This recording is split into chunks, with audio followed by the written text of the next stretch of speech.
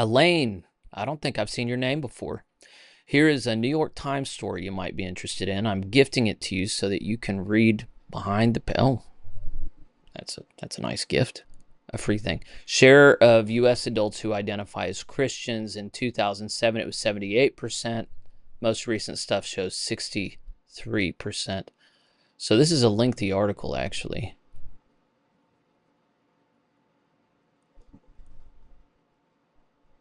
Oh, I think this is... Well, that's actually not that. As America... Okay, let's just try and read it. As religion in America declined, experts administered last rites. Churches were approaching their twilight hour as attendance fell, the Brookings Institution wrote in 2011.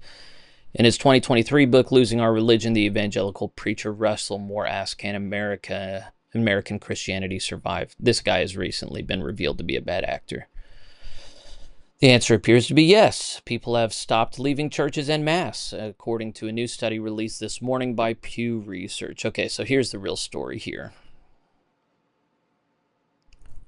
Decline of Christianity in the U.S. has slowed. Many have leveled off. So this is from a religious landscape study. This supposedly shows evening off, 63 to 63. We're at the same place we were in 2019, supposedly. Let me see what else is said by New York Times.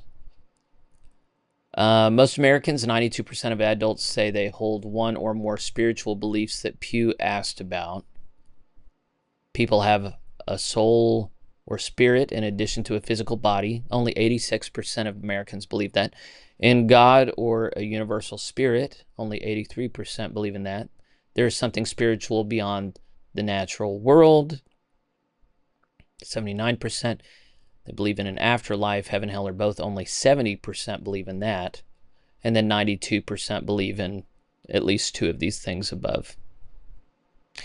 It's interesting. I'm not going to take much comfort in it, because true Christianity is more than those beliefs. But, I mean, at least it shows that, like, the rise of atheism seems to have stagnated. If those are the primary questions asked, the rise of atheism has stagnated. That might be something to take some comfort in, but there's still a wide chasm between an authentic biblical Christian and a person who just confesses in the spiritual realm the nature of the soul and spirit. I think witchcraft and paganism are on the rise. I think there's a lot of other directions for this stuff to go. So I would love to be hopeful. I'm hopeful. Here's where I want to be hopeful. I think the Global Methodist Church, if it reclaims the form and the power of righteousness, the doctrine, discipline, and spirit with which we first set out, if we do that, then I think we could, just as powerfully as we once did, engage the American population in revival. True revival, not a flash in the pan revival, but a true, earnest, deep revival. This is what Pete Bellini and I are talking about on Thursdays at 2 p.m. Central Time. Sign up for that. Well, there is no sign up. Put that on your calendar for tomorrow. Join us live. We've had a series of good discussions aimed in that direction.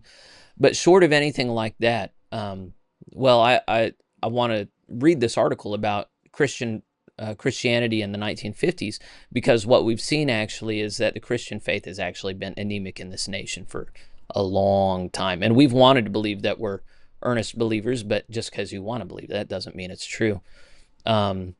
To take comfort in, and I appreciate you sending me this article, by the way. Who was that? That was Elaine. Thank you, Elaine. But when we're trying to figure out how should we navigate this present time, I mean, so there's capacity for good and there's capacity for bad. What we're seeing, particularly among young men, is being drawn to the church, but more old school expressions of it: Eastern Orthodox and Roman Catholic, Latin Rite, Roman Catholic. And I think that's actually kind of good, but also what you're going to see is a lot of virtue signaling, a lot of sectarianism. And then how do Methodists in particular, and I realize not everybody here is Methodist, but how do Methodists in particular navigate this stuff? And that's not necessarily clear. Well, and we've got our own stuff going on as well, trying to figure out what we're going to do around sex and gender stuff, how it is that we're going to make our way out of this ethos in the UMC that was bent towards destruction, how it is that we're going to deal with authority in the church, how it is that we're going to deal with biblical interpretation, what hermeneutic we need to occupy as we come to the scriptures. So this is just one thing to throw into the milieu of, like, as I go about my life interacting with other people, what am I assuming? And so right now I think it's safe to assume that we're in a holding pattern spiritually until either atheism is on the ascent again, or until Christianity revives or something else happens. But in the meantime, I would really like to check the rise of witchcraft and paganism. That by check I mean push back against. That is, I would much rather deal with atheism because that is stark.